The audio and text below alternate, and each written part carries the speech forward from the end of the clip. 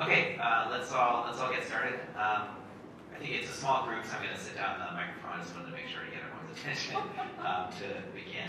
On behalf of the Center on Business Studies in the Asia Pacific at University of San Francisco, I'd first like to thank the sponsors, co-sponsors for today's event, the Department of Economics here, the Pillsbury Law Firm, and the Choshu Foundation. For this part of the event, what we're going to do is first get some reactions and views from our panelists, then open up to questions from the audience.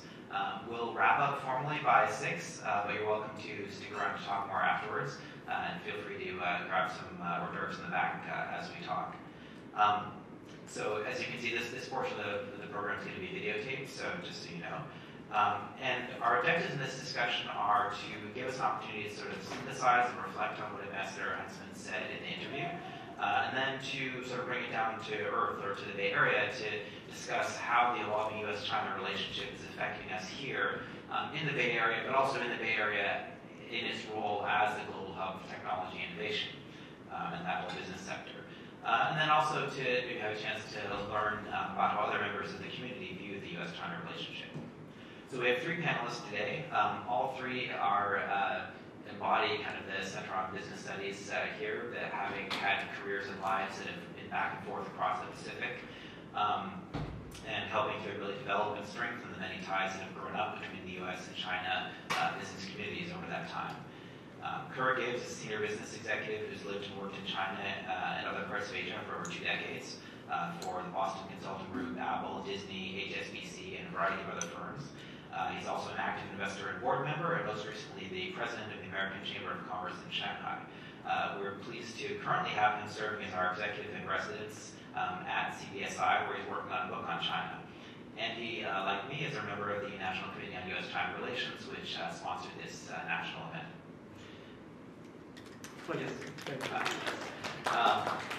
And Jenny Liu is a partner at Pillsbury Winthrop Shaw Pittman, LLP, and co-leads her firm's China practice. She splits her time between the San Francisco, Shanghai, and Beijing offices.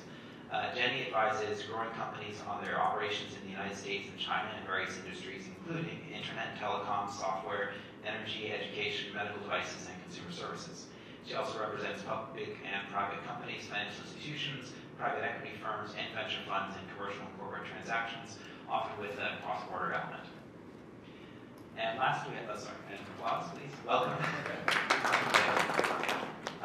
And last we have Ray Ma, who is a China tech analyst and the founder of the Tech Buzz China podcast and tech investor network. She has over 15 years of experience in investment banking and investing, spanning seed stage to pre-IPO investing. And 8 of those years were in Shanghai and Beijing, working across multiple industries, including real estate and media, as well as technology. And she now also invests actively in tech startups in the U.S. and China. Welcome, Ray. I'm going to set this down so I'm not blasting everyone the whole time. So to start out, why don't we just discuss, what are things you noticed in the Huntsman talk? Were there any points raised there that surprised you, or that you'd disagree with or want to reinforce? And we can go down the line to start, but definitely feel free to jump in and react to each other as well. So Ray, why don't you go first? I caught the second half. I think there wasn't anything that was super surprising to me. I thought that Mr. Huntsman made some good points about how, or I guess that's the theme of the day now, that we should be more collaborative.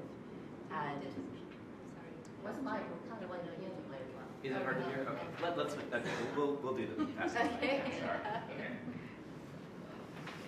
I was just saying that I personally found it, fairly optimistic in many ways. That it seemed like, I guess maybe in line with what's been happening this whole week in Asia with all the world leaders meeting. It seems like, there's a little bit more hope towards collaboration rather than, you or me fight to the death competition. So, I don't have any super specific points. I know he also talked about semiconductor conductors and stuff like that, some parts I agree with, some parts maybe I don't agree with as much, but thank you, Ray. I do mostly agree with what Ambassador Huntsman said. I think to summarize what President Biden said, and by the way, I took notes. I'm a note taker. So one of his sentences was that as the leaders of our two nations, we share responsibility, in my view, to show that China and the United States can manage our differences, prevent competition from turning into conflict, and to find ways to work together on urgent global issues that require our mutual cooperation. So in short, what it says is that competition, yes. Conflict, no. Collaboration, much needed. So that's also what Ambassador Huntsman said also. So I do agree with this point totally. When we talk about collaboration, you mentioned about climate change. That is something that is faced us as a society, as global citizens, and that is certainly something that we can work together. So with that, I agree with him. I also like what he said about sometimes we as Americans, we don't understand the challenges that President Xi has in China, especially with respect to the domestic turbulence. Remember how he was saying that, when President Biden looks at, what's going on in the world and other countries, whereas, Mr. Xi, he would look at these regions in China because he's worried about internal conflicts. So we do have the luxury here, but not in China, and I thought he articulated that point very well. So.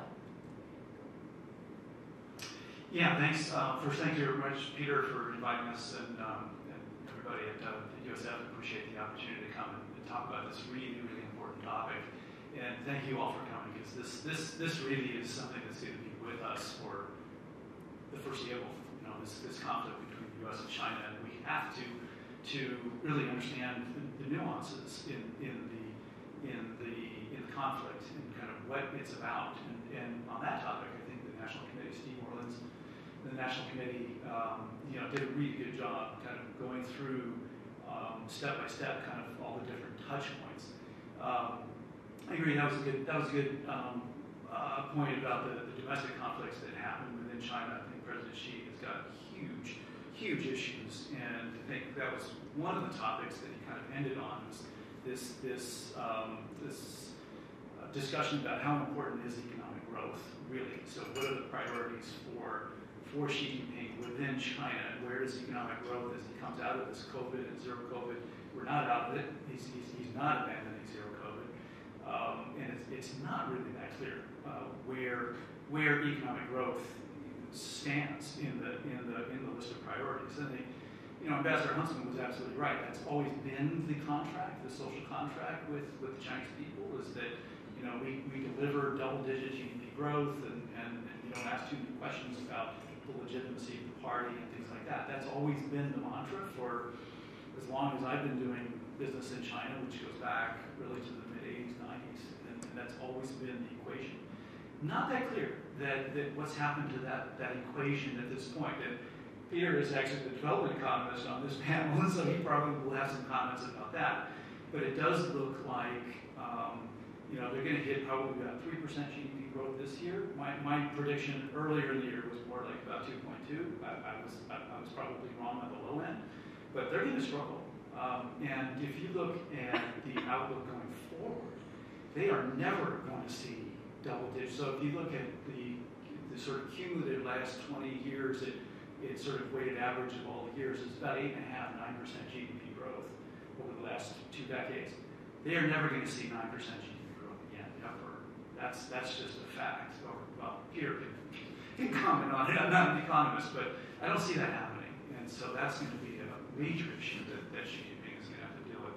I guess as far as Ambassador Huntsman's comments are concerned, yeah, he really hit all the major points, and I guess and yeah, there's a lot to agree with. He's a very sophisticated guy, very knowledgeable about that region, obviously.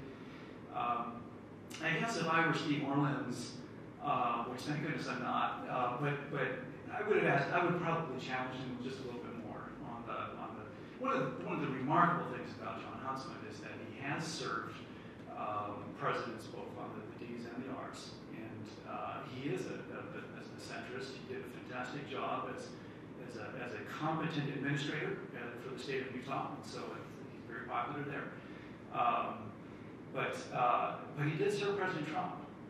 And if you look at all the things that he was talking about, there were a lot of things that President Trump put in place.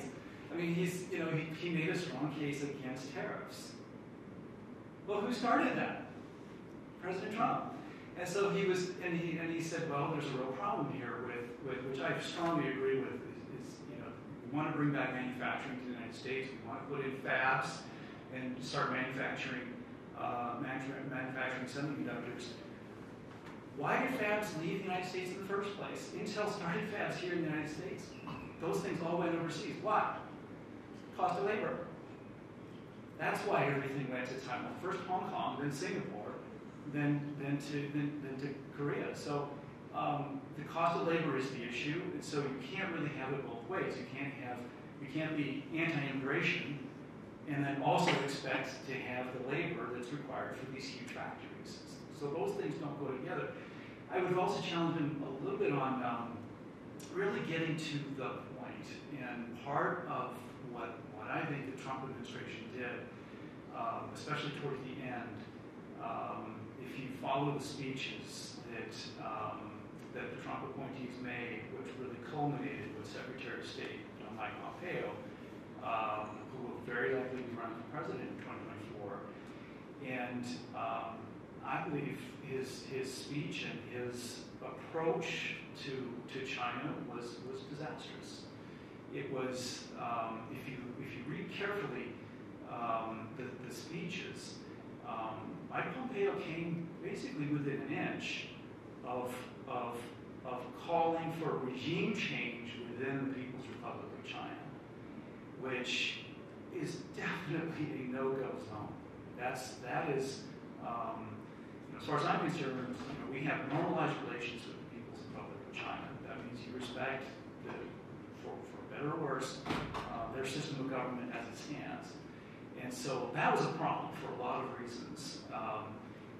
So anyway, I'll stop there. Well, actually, just one last statement, which is on TPP. So again, John Huntsman is all in favor of TPP, now CPTPP. Well, who pulled us out of TPP? It's lost. Okay, so that's a topic for more discussion. So I've talked too much already, but we can talk more about trade and the trade agreements and why the United States actually has such a struggle with TPP and why it's very unlikely that we'll get back into it. So I'll stop there. Did you guys have any want to respond to anything Kerr brought up? I want to hear your responses. Yes. Oh, I'm here to ask you guys.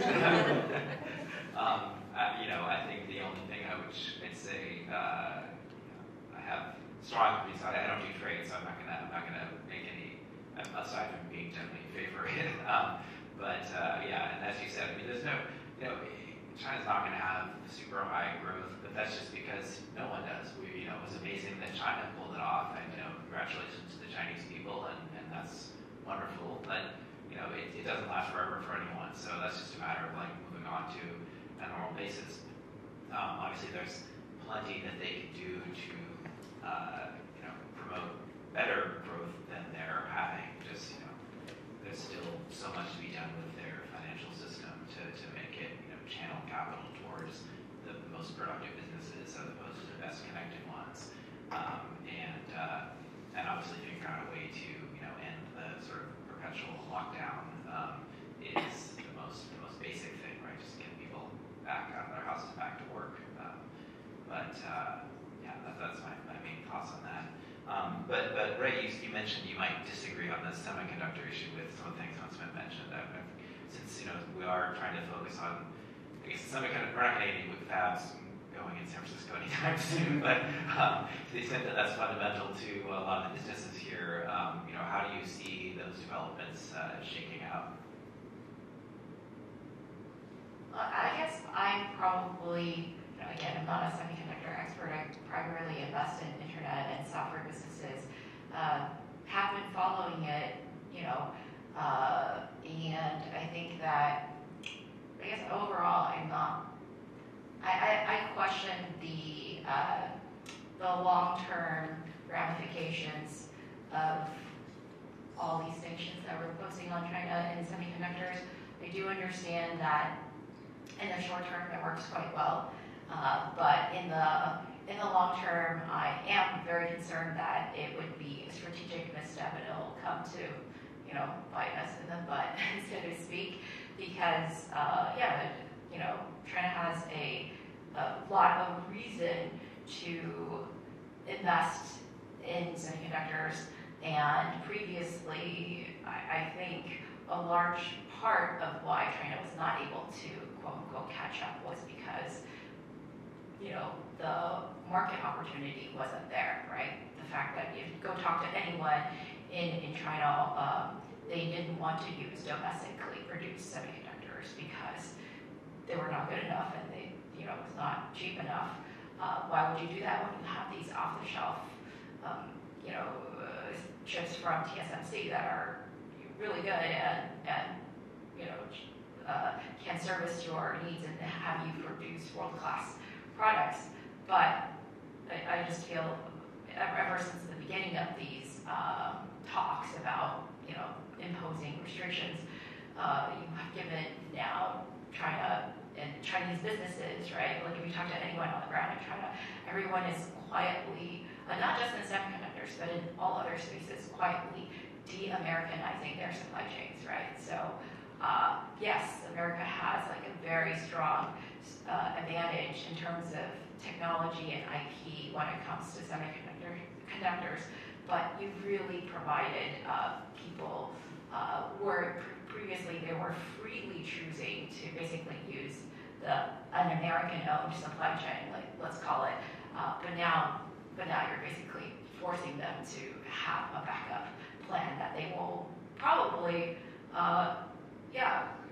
grow and might replace your technological advantage. And yes, like I invest in, I try to invest in things that are sort of more cutting edge innovation. So I do understand that, especially with AI, right? These very advanced chips, we don't really know where it's going. It could be extremely powerful, and I've heard investors and some friends actually joke that what the U.S. is doing is very similar to the three-body problem. I don't know if anyone's read that sci-fi book, but basically where the Trisolarians stop the Earthlings from advancing technology by sending these beings or tech to survey and make sure that Earth doesn't advance because of the time the aliens come to invade Earth in that time. If Earth weren't stopped, then Earth may catch up. It's very similar to these sanctions, but they don't work as well as the cell phones in the sci-fi novel. So it may very well backfire. I don't know. That's sort of my pessimistic take.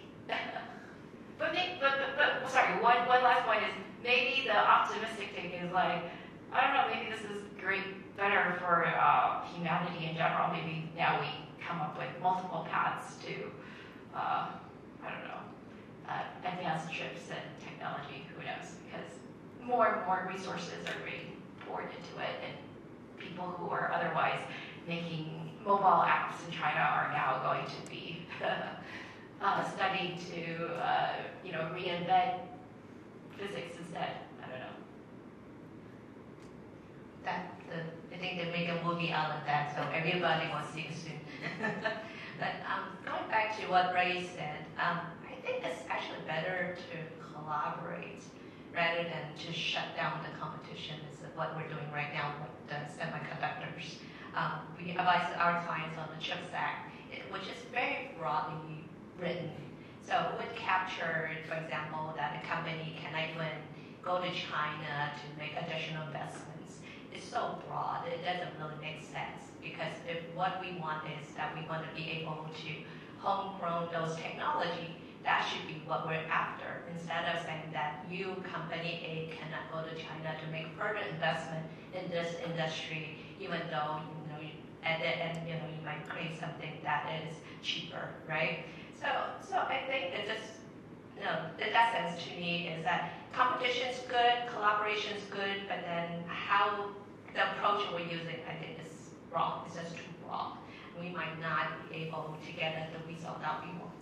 And going back to what Kurt said, we need labor. So, okay, everything comes back to the U.S., but we're so behind in terms of having the expertise in producing these chips. It will take years for us to catch up so that we can produce them in a way that makes sense, financial sense. So, during this time, what does it mean? Exactly what the alien said, the Earth will stop progressing. That's what happened with the industry. Kurt, do you have any? Yeah, well, I'll just chime in here. I definitely would agree that, the U.S. is not in a position, from anything I've heard, to, take on producing all the chips that we need. So it really is a matter of, we can, that's great to diversify ourselves a little bit by investing in developing homegrown technology, but it used to be that cheap labor around the world just meant people working in sweatshops with sewing machines, but now cheap labor means there's technologists around the world who are world class, and trying to replace them with Americans, when you don't have to, is a very expensive proposition and very hard to be competitive. So it's really hard to see how that's going to have a meaningful impact in any serious way. So what else are you seeing in your own business connections? So you mentioned that your clients are definitely having problems with the CHIPS Act and seeing it as overbroad. What other trends are you noticing, or Ray, in your investment activities of how things have been changing over the past well, it changes all the time, the past year, the past week, whichever time frame makes sense to you. I can talk a little bit about the real estate market. Oh, yeah. Just click that button on there. When it turns green. I'll talk a little bit about the real estate market. Because a lot of Chinese companies did invest in the Bay Area real estate market, and as everybody knows, a lot of that investment has stopped or has slowed down significantly because of the trade regulations, also because of COVID. It makes it very hard for investors out here to get a property to buy. We're talking about commercial property for developments too. So in the real estate market, I do see significant slowdown because China, they're not allowing the money to leave China. And then in the U.S., we're not welcoming the investors as we did before. So right now, instead of investors from China, what we're seeing is a lot of investors from the Middle East, a lot of investors from Singapore. Ray and I were talking about Singapore. Whether or not those are Chinese money, nobody knows, but at least they are Singapore. They're being invested through Singapore companies. So we see a lot of activities in that. Whether or not that's going to pick up, I don't know. I don't have a crystal ball, but certainly hope there'll be more activities in the real estate front. And Ray, I think you can talk about the technology sector. Yeah. The soundbite I've been using recently is that while there might be tech decoupling, it's really primarily happening at one end. So like the restricted industries. Although Jenny is telling me that it'll probably expand, but right now they're supposed to be like biopharma, AI, semiconductor, and quantum, right? These are like the things that supposedly the administration wants to limit, and everything else technically should be okay. But what I see is that, so for those restricted industries or so-called deep tech, there is significant decoupling, right? Like I said, where everyone in China in semiconductor space just like have to de-Americanize.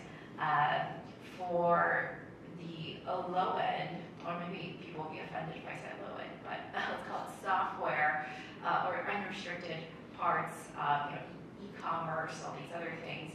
I actually see greater integration, right? Because you see, it's a global supply chain for both of these, but because this is a sector that I personally don't think it makes any sense for America to try to reshore. Like, why do you want to reshore making shoes or, I don't know, makeup or any of these things?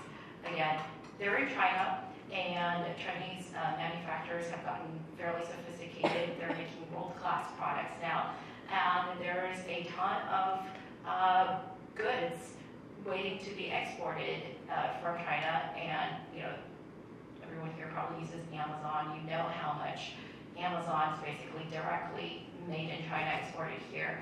And you're seeing now that lots of Chinese companies who were exclusively focused on the domestic market before, now are trying to operate abroad, partly because, like Peter said, they're not going to grow 9% in China ever again, just mathematically impossible, and partly because, zero COVID and all these other things, but they're now much more aggressively trying to grow abroad. So the number one app in the App Store this week actually is a Chinese app. It's Temu from Pinduoduo, right? They're basically selling stuff that you would buy on Pinduoduo or Taobao in China directly to the U.S. And they already have plans to roll out in Europe, right, very soon.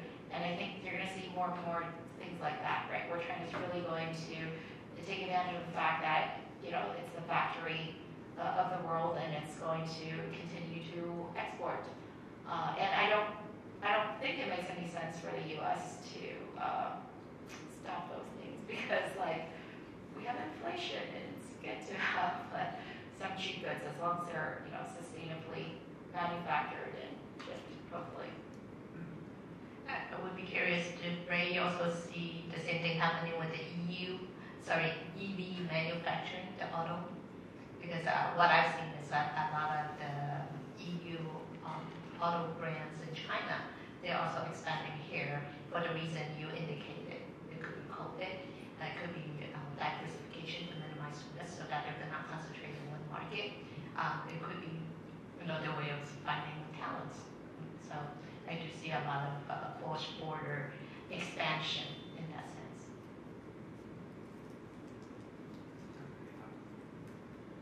So you're saying the electric vehicle market, they were big in China, but now they're trying to get some more expansion here. Yes, and it's not just the car, right? There's also the batteries, so the whole supply chain. So.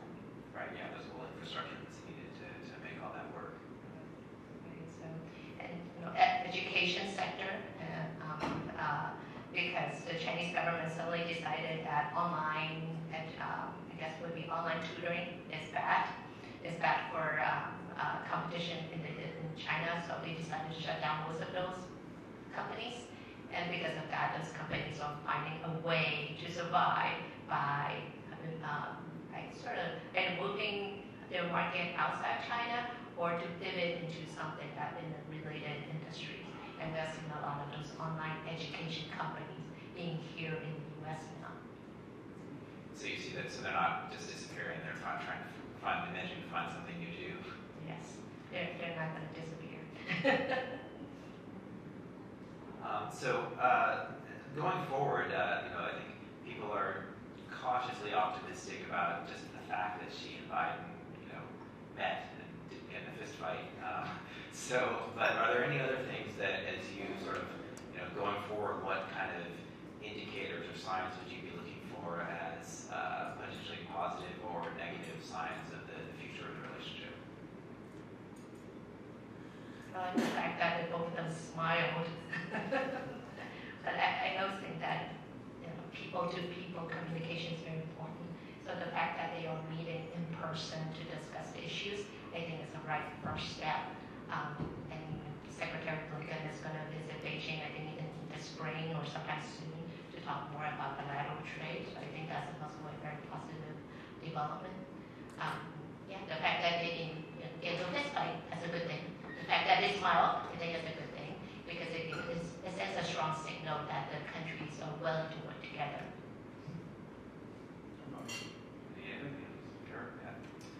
Yeah, I would strongly agree with that. I mean, it makes all the difference. oh, it was because he wanted to kind of clear the decks and get ready for the next controversy, because we all know it's coming.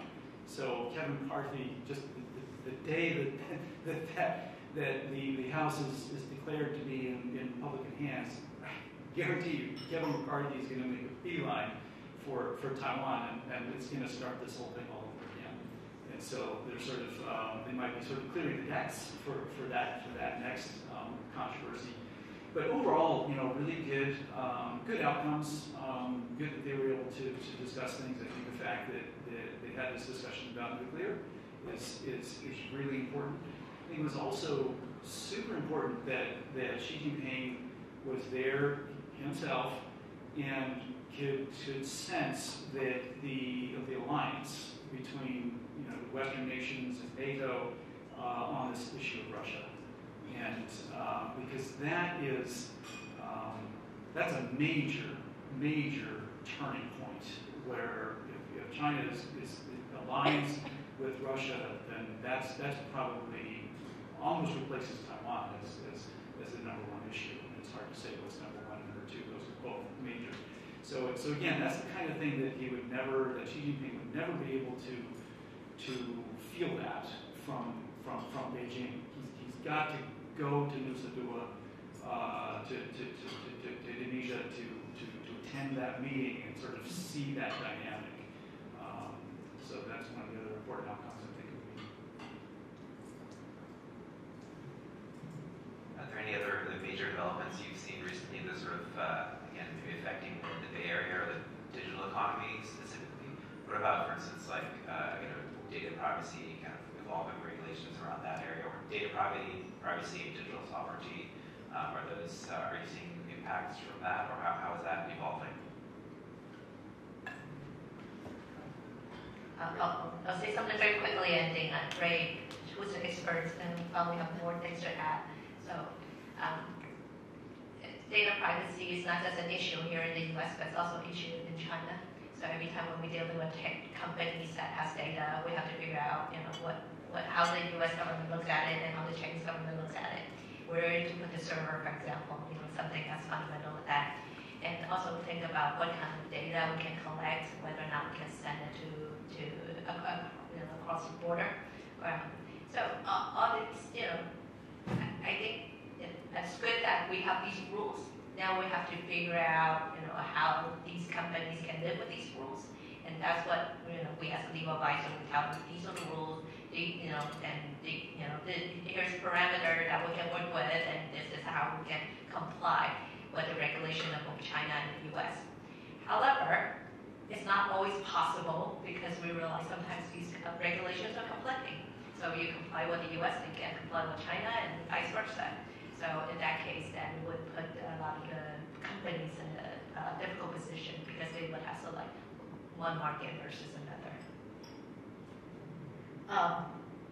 Jenny, I'm sure knows all the legal aspects. I'm just thinking from a business perspective. I'm sure everyone has seen the headlines.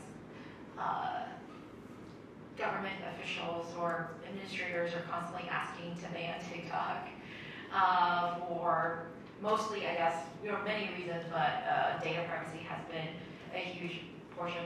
And then, in my opinion, I am watching it very closely because I think, just in terms of technically, if you ask a lot of engineers, many of them will say that it is possible to do complete separation. It is extremely inefficient. There's really no reason why you would do it unless you are legally required to. And I think that if there is a company that has a Chinese company that is global and has a lot of influence and has also the resources to make or acquiesce to the government's demands, it's going to be TikTok. So we'll see if they can actually appease the U.S. government. I'm sure also other governments are in line. I've been on I've testified in front of the UK Parliament before for finance-related issues. I think if there's anyone who can figure it out, it's them. And if they can figure it out, then if they can't figure it out, then we'll definitely see increasing bifurcation where a company really has to choose how they're going to be structured and which markets they're going to serve. But if they can't figure out, then I would be a little bit more optimistic on more global companies emerging out of China, but also more U.S. companies maybe potentially even entering into China, right? Because this whole data privacy thing, as Jenny has said, is really, like, both countries are very serious about it. They put out a lot of regulations, some of which are conflicting, not all of which are clear, but at least you understand the intent is very clear, even if the execution is confusing. I'll just add a quick comment about that, and tying back to John Huntsman's comment about I think his terminology was points. He was just saying, if China gives up something, is the United States going to give up something? The sort of tit for tat. And I appreciate his comment and the idea. On the other side of that, though, there is the concept of reciprocity. If they can do it here, why can't we do it there? And so that's going to be again, it's one thing to sort of talk about it once you're out in the political realm and sort of talking to the American people generally, and people sort of have a strong sense of fairness, and that's going to be a bit of an issue with TikTok and these kinds of things.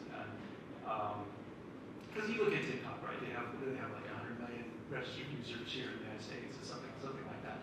Well, do we have a TikTok equivalent, an American company that's the equivalent? Do we have 100 million registered users in China?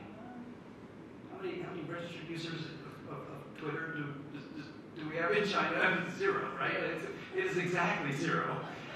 So there is a basic concept of fairness that is going to come up in discussion, for sure.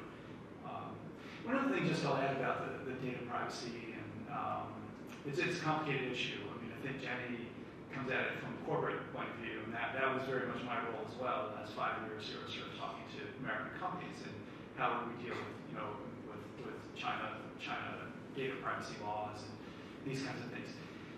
The other side of sort of a related issue is the issue of surveillance and control of society. And I think that's one thing that here in the United States, I think it's really difficult to grasp just the degree to which data, people's information, their payments,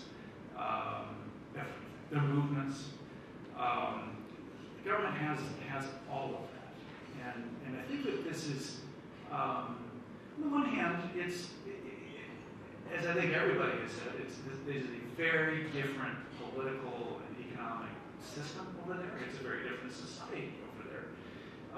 So who are we to judge? But I think it is quite extraordinary what they've done. Not just, I think the COVID controls and zero COVID, I think, has accelerated it. But it didn't create it. It didn't start that way. And I think that this has a connection to that equation that Ambassador Huntsman was talking about. It was like the connection between society, stability, and economic growth.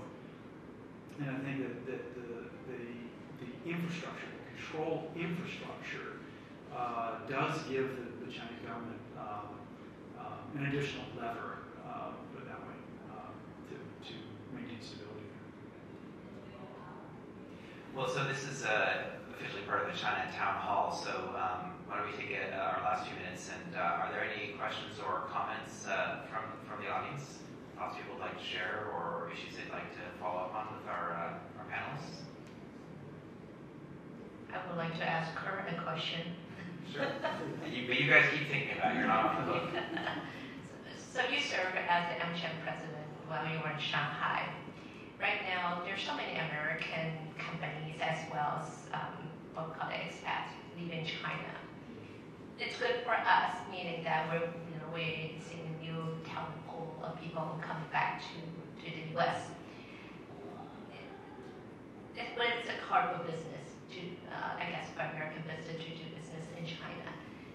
If you are still, being the AmCham president, what would you do? How would you improve that situation? What can you say to the Chinese government that would slow down this exodus of exited companies? Ooh, what would I say to the Chinese government? I have a lot to say to the Chinese government. You're being filmed, my dear. Yeah, I'm being filmed, and I'm accustomed to that. Now, I think zero COVID, clearly, zero COVID is extremely difficult. I'll say a couple of things, though, first to clarify.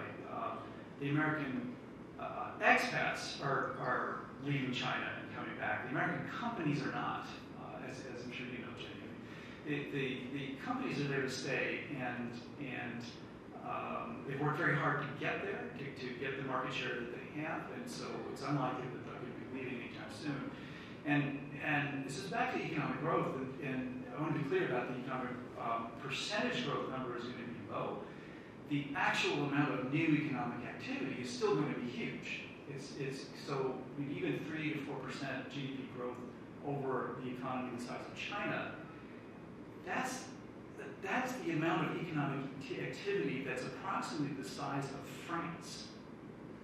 Because the denominator is so large that even 3% GDP growth is an enormous amount of activity. And so the market size is, and frankly always will be, enormous. And so American companies are there certainly to stay. What else would I say about if I were speaking to the Chinese government? I mean, one of the things that I felt is over the years, I went to China first in 1985 and worked there through the 90s and 2000s. The level of optimism there was huge. I mean, if you, in absolute terms, in the mid 80s and 90s, there was still a lot of control, a lot of fear, a lot of nervousness about foreigners, and so I'm not trying to say that China was some kind of utopia back then. It wasn't. It was really coming out of the Cultural Revolution. It was coming out of a situation of extreme control. And Deng Xiaoping, as Ambassador Huntsman mentioned, Huntsman was surprised that Deng Xiaoping opened up China the way that he did, and that really created just this huge level of optimism, and people were looking forward, very eager to engage with the West, engage with foreigners, learn, and grow businesses. And so I'm concerned that that has shifted. You're not seeing that level of optimism anymore in China. It is more about control and obeying the rules. And again, COVID has sort of put steroids on that. So the zero COVID is really an extreme example, but that trend had already been there, and so those are the kinds of things that I would say. Yeah, I just want to add real fast that the point Kurt made about how American companies and other foreign companies who are in China, it really depends on their business. Some of them are growing, right? Like Starbucks obviously is trying to grow. I don't know if they'll be super successful, but Howard Schultz has said that they want to grow to, I forget the exact number, but like they want to effectively significantly increase their presence in China. They're already very big. Lululemon is another company that's done really well in China. I made the mistake of calling it an American company. It's actually Canadian. But yes, yeah, it's because like China has a very large growing middle class, right? So even if it's 3% growth, it doesn't matter. You have hundreds of millions of people who can now afford your product. And if you want to be if you are a brand, you want to be there because these people can afford your product. I think that also, I actually heard this on an AmCham event, I think it was a Washington one, and it's corroborated by what I heard from friends on the ground, which is that, like, depending on what you're doing, if you're making things in China and exporting them, not exporting them, like, and you're selling inside of China, a lot of people have actually beefed up their supply chains, right? Because whatever product they're making, the market is growing. So they're now spending more on their supply chains. And even the ones that are doing exports, it really kind of depends. some people have found that even with zero COVID, the local governments, again, depending on where you are, have been very supportive in such situations, and they've, bent over backwards to create, environment where you can have their whatever closed loop system and manufacturing and supply chain can continue to go on. Of course, then it could break down in many other places, and earlier in the pandemic, it was definitely, I would say a lot of the breakdown, because I've talked to, CEOs who work in the logistics space, it wasn't actually China, it was actually the US because of our ports and trains and all that. Of course, now there does seem to be more problems in Chinese manufacturing in terms of COVID controls as well. But I would say, when people say, like in media, oh, the supply chain's broken, sometimes you have to really dig and ask, like, what are you making? What are you selling? What do you need? Like, which part of the supply chain is broken for you in China? Why are you trying to move out of China? And by the way, like even 5 years ago, a lot of people in the low-end consumer electronics space or textile space were trying to leave China, but now a lot of them have moved back because other countries aren't as easy to navigate either. So. Okay, well, it's end of our time, so thanks again to our panelists. And thanks to our audience for coming and sharing this discussion with us. We'll all hang around for a few minutes if people were too shy to ask questions in front of the camera and want to talk a little bit more. We're available for that. But thank you all. Thanks to Xiaohua Yang from the Center of Business Studies and Innovation Asia Pacific for helping us. And again to our other sponsors, Department of Economics, that's me, the Pillsbury Law, and the Choshu Foundation. And with that, we'll end. Thank you again.